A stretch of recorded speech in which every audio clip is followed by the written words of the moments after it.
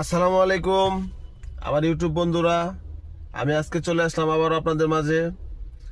তো Axio hybrid গাড়ি নিয়ে, যদি কারো এক্সিও হাইব্রিড গাড়ি নিয়ে কোনো সমস্যা থেকে থাকে তাহলে অবশ্যই আমাকে কমেন্ট করবেন, আমি সমাধান দেওয়ার চেষ্টা করব।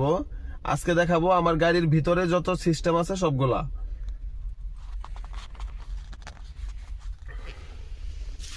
AC button, AC auto off, mode change, emergency, এটা হচ্ছে হুইল পার, স্টিয়ারিং,